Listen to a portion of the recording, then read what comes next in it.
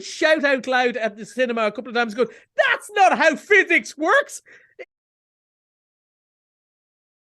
To your seat. Find out more at Eclipse Cinemas. It is time to join our man at the movies. He's a day late this week, but we'll find out more because Collie joins us with the very latest from Eclipse Cinemas up there in sunny Bundoran. How are you doing, Seamie? Welcome back from, what it was, the third or fourth holiday this year. We've kind of lost count. Yes, I am a day late, and some would say a book short, because, we're very education-based this week, and, we're going to come to that. But because, even though we're a day late, we've two big new movies. Well, I say two big new movies. One of them's a little movie about big things, and the other one is big all over. There's no doubt about it. But we've two brand new movies that are out right now that I'm quite excited to tell you about. Will we start with the little movie that is going to be crushed by Fast and Furious? But let's start with. So, Seamus, when I was a young man growing up in Dublin, I went to an all-boys school, as most people did. But for my leaving cert, I repeated my leaving cert, as was trendy at the time. And there were these things in the school called girls, which was quite a surprise, right? It was quite the eye-opener. And I remember we were chatting about them, about some books or something like that. I was always a big reader. And one of them mentioned Judy Blume. And I went, who? Judy who? Never heard of her. And I read loads of things. And all the girls looked at me like I was an idiot. Not something that was unusual. But for this reason, they looked at me. Everyone knows who Judy Blume is. And it turns out everyone did, but particularly girls. And now, almost 40 years later, or 50 years after the book out, I'm not that old, 30 years after I went in my leaving cert, the story of Margaret is out. Why don't we play the clip, and then I'll tell you a little bit more about this rather charming, lovely story. Really? Yeah. I think I expected things to be different. It's time to turn over a new leaf. I read that when you don't have any loved ones around, your life expectancy drops drastically. But I've had a good run. Here are the bras. How's that feel? I cannot wait to take it off. Welcome to womanhood. Are you there, God? It's me, Margaret. I thought you'd like that clip. Now, obviously, we're two, I wouldn't say automobiles, but we're two older men. And this was, a famous book aimed at teenage girls and preteens. And of course, the whole emphasis of the story is Margaret is 11, going on 12, but she desperately wants to be 15. She desperately wants to be a teenager and go through all the changes on puberty and so on. And this is probably one of the most universal stories, because whether you're a little girl or a little boy, you feel like that. And when you're a big boy like us, or you're a big girl like a lot of our listeners, all you think is, no, slow down. It's brilliant being a kid. Don't hurry. But it doesn't matter. This will be true in 100 years' time. It was true 100 years ago. That part of being a kid is wanting to be an adult. And then you become an adult and go, oh, this sucks. I wish I was a kid again. I wish I was back. Yeah, you're right. And this is that story, and it's just so charming. And as I said, we're not the target audience, and I absolutely loved this yesterday because, as I said, it's a little movie but about big things. Because you remember, and you've had kids yourself, you've grandkids now who'll be going through this. What a big deal everything is. Moving, you don't see your granny as much. All of these little things. There's a boy, you like a boy at school, but is it the right boy? Will the other girls like you? And it's the same, boys would have their own version of that too. And everything's a big deal. And your parents are looking at you going, this does not matter. And of course, they are right. But at the time, it matters so much. The song you hear, your first favorite song, is the best song in the world ever. If you don't have the right runners at school, it is the end of the world. Even though you're watching it now as an adult, go, no, it's not, love. Don't worry. Cheer, and it's so good. But one of the things they've changed apparently with the book is all about Margaret, and her mom is a Christian, her dad is Jewish, but they kind of raised her with no religion, and she's kind of trying to find out what religion she should be while she's going through all these changes. She's kind of talking to God, going, what should I do? And she's trying out religion, and it's very, very funny. Kathy Bates steals every scene as her Jewish grandmother, who just feels so sorry. She's so funny in it. But, it's Rachel McAdams as the mum you just fall in love with it. And I believe her story is expanded because she's trying to do the right thing. She reminds you of, you know, all the great mums out there, you know, who, you know, lives and dies with the disappointments of Margaret, but she's trying so hard to be herself. And I was thinking about this because we're going to talk about a very enjoyable movie that's full of big action and shouting and screaming. Really good, funny comic acting is doing the little bits. I was thinking about this with Christopher Reeve. You remember the original Superman?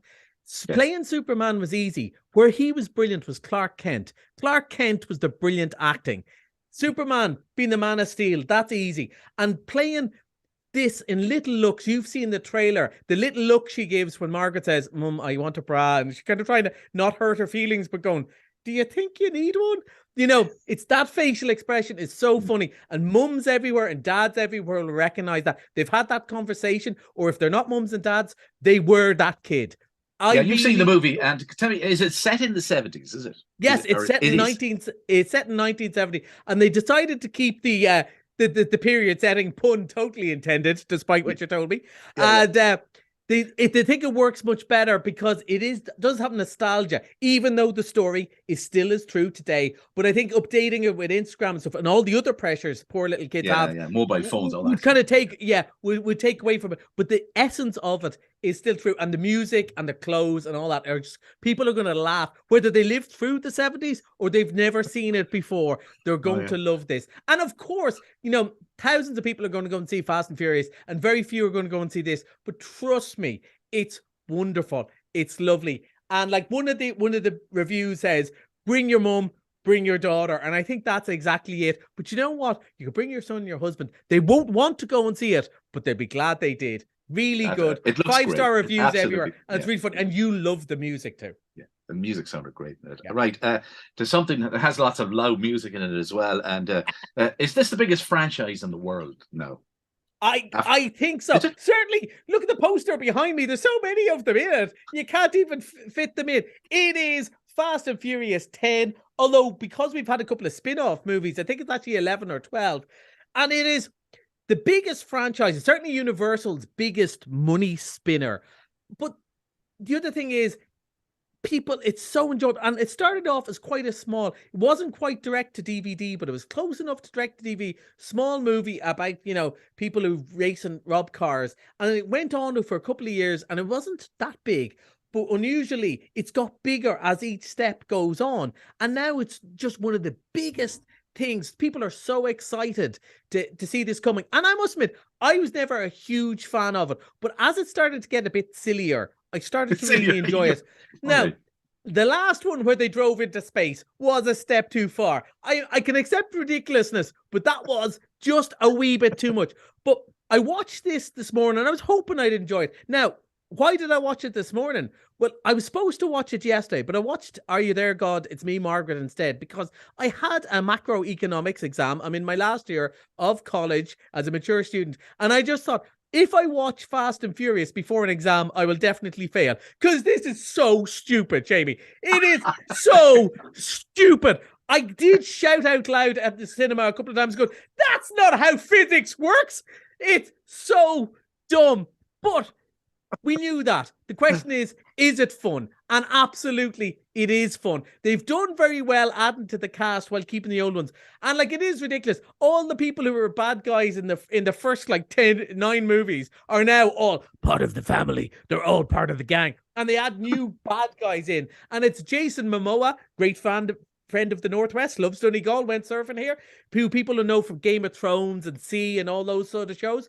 But he is he's over the top actor at the best of times. And he just comes on screaming. His name is Dante and Enchante. And he's just over the top villain. No human being, not even Vladimir Putin is that over the top. Like, he is, it's so, well, it would be overacting, except that's what the role gets. Like, this is the thing where a guy goes, right, they're trying to contact the team. They cannot get a phone call to Rome within 12 hours, but they can get a gold Lamborghini flown to Rome within an hour.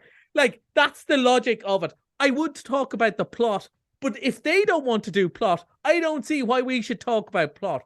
But here's the thing. Is it entertaining? Yes. Spectacular stunts, but just on the right side of stupid? Yeah, they don't drive in space anymore. So that part is good. The characters do what, they're all two-dimensional. He's the funny one. He's the computer guy.